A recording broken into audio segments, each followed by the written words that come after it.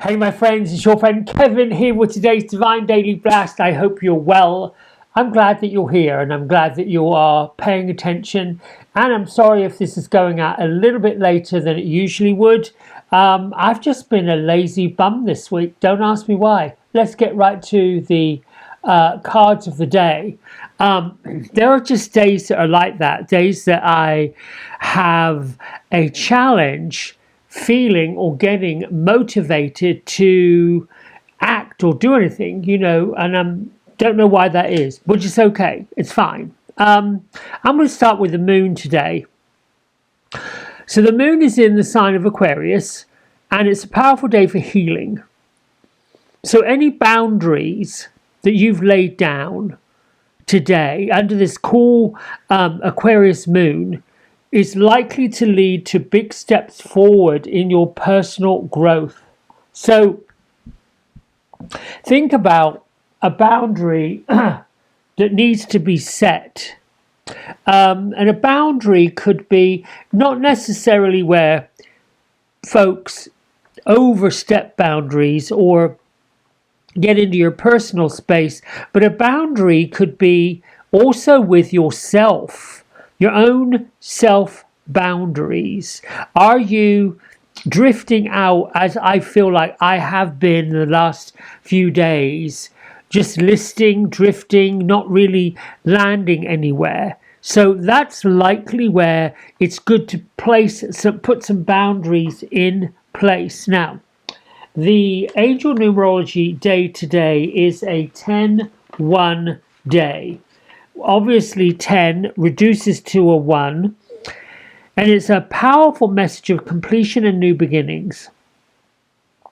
Now, the angel meaning, or the meaning of angel number 10, marks the end of one significant cycle, and really the kind of idea, start-up, inclination of a fresh, exciting chapter.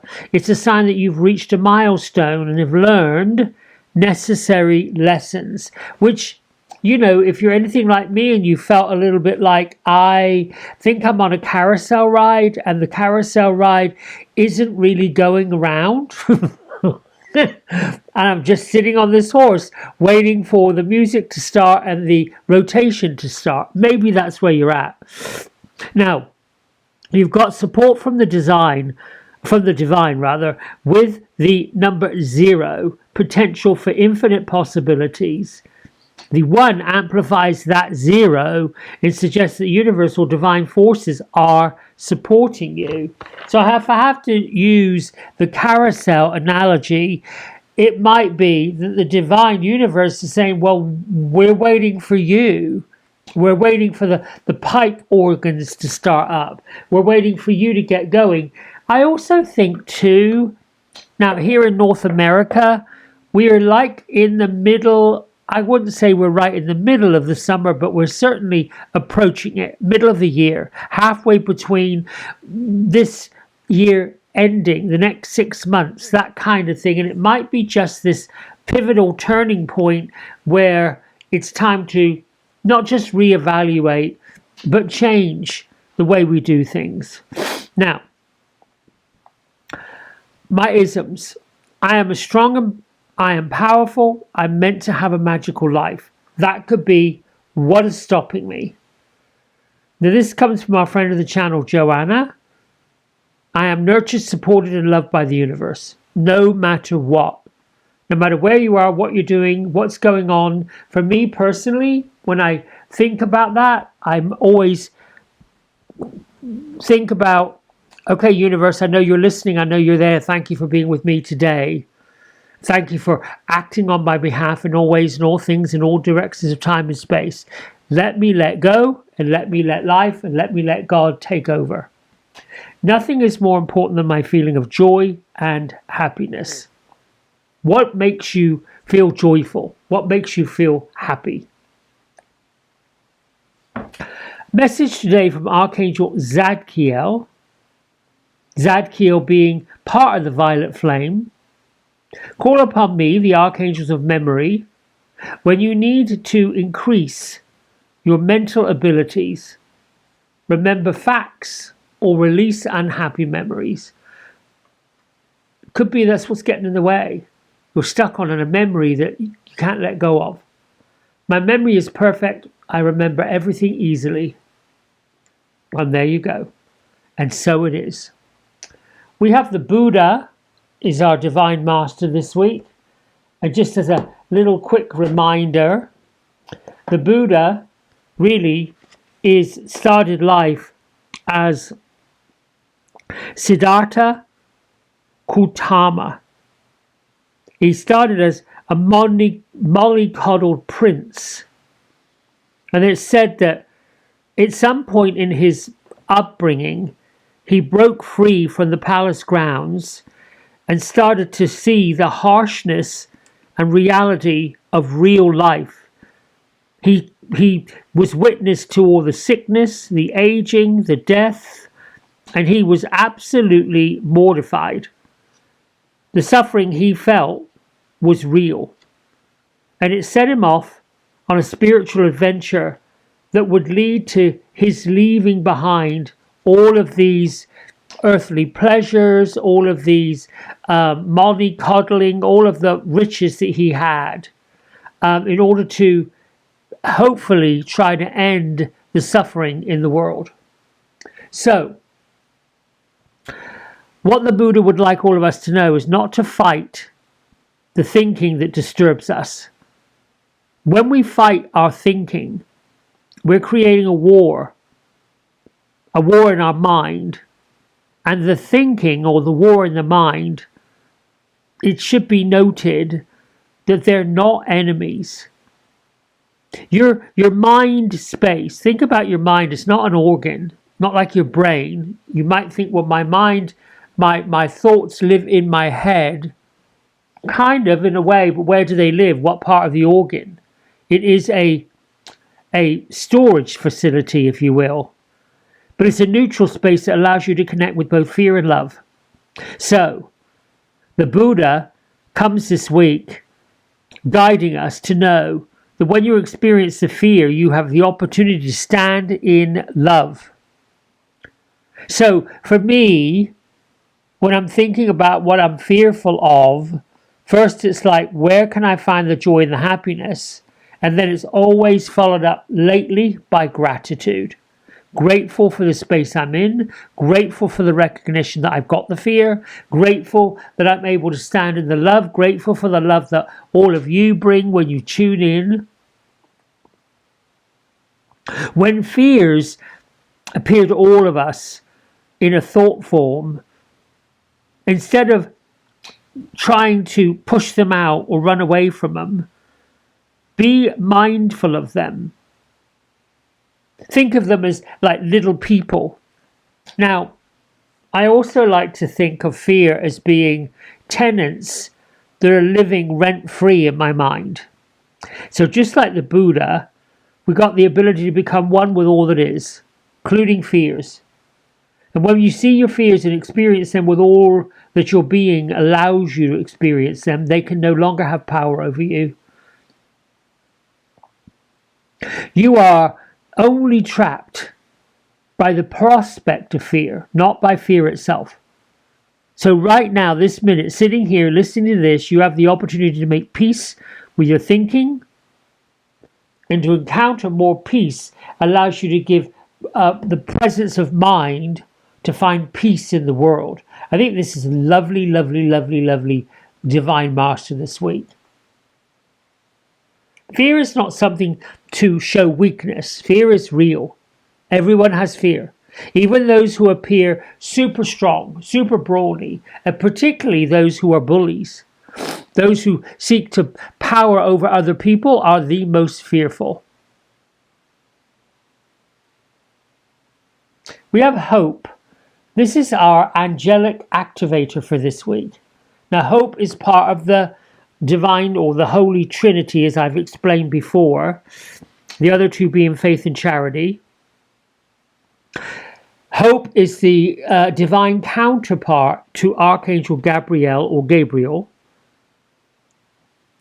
dedicated to healing, growth, dedicated to helping us recover all the lost aspects of ourselves, dedicated to restoring our faith.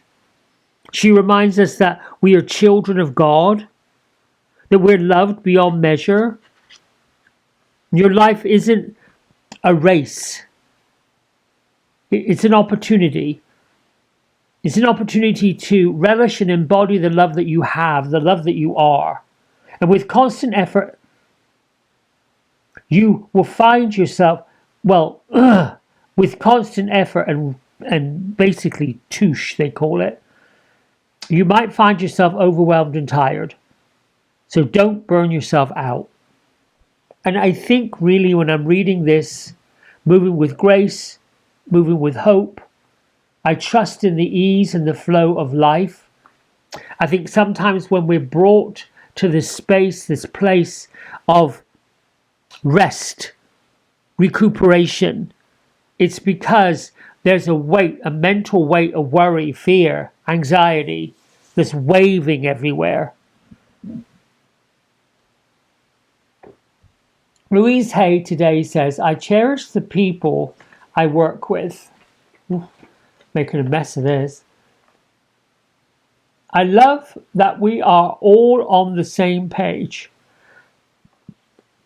This is an interesting, I love these photographic images. It looks like this image is taken from inside of a coastal cave. What appears to be water just gushing down from the top of the cave. Who in your life do you cherish? It's very hard to find a group of people that work together on a project, in a store, in a factory, anywhere, that really, really, truly get along with each other. We live in a world where it doesn't seem that co-workers really love one another.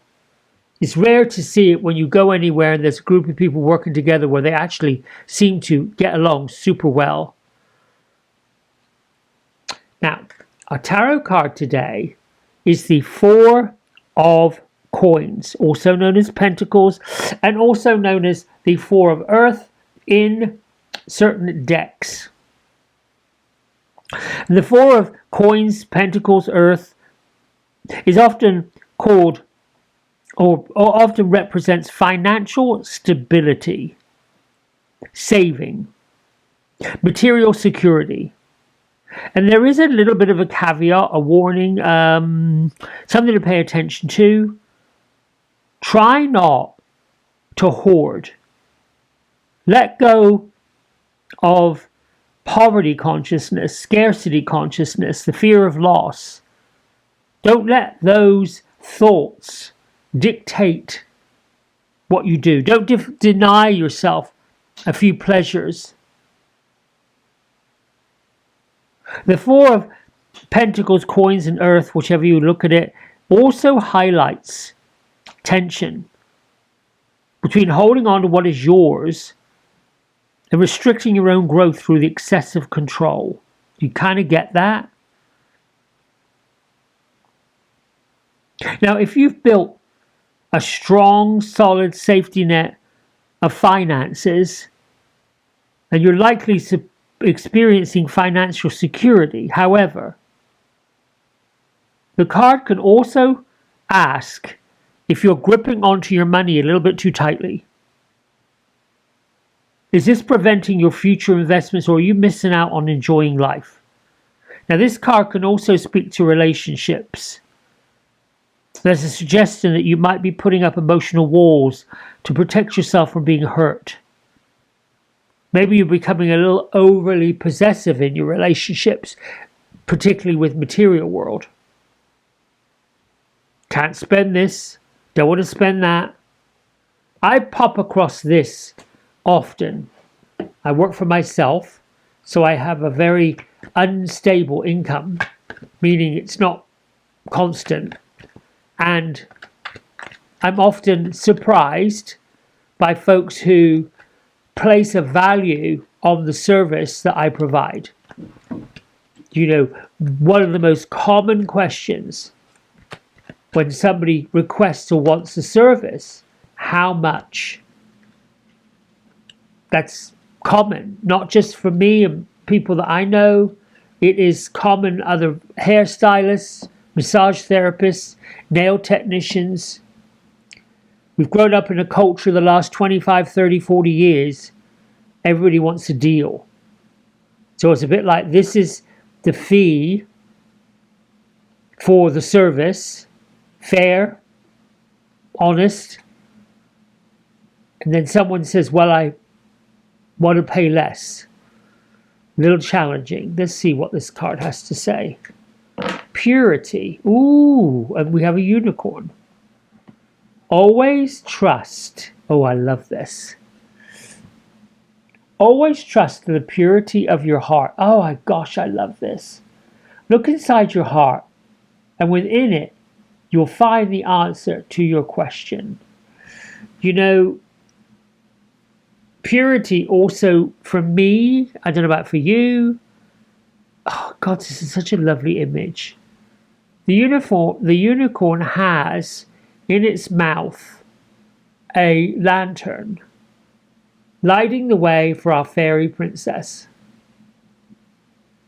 It's just such a soft, gentle image. So whenever you're feeling fear, whenever you're feeling that maybe you're not doing something, maybe you should be doing this, and your thoughts are going in, not spinning. Think about, what is it that's underneath it? Where can you find that joy? Where can you find that peace? Where can you find that understanding? The other part to it is, what are you attached to? What are you holding on to so tightly you can't let go for fear of blank? Fill in the blank. Let your fears show you how to be free. Right, my friends, that's it from me for today. Let me know in your comments what you think. I love you. Thank you, thank you, thank you. And I'll see you tomorrow. Bye for now.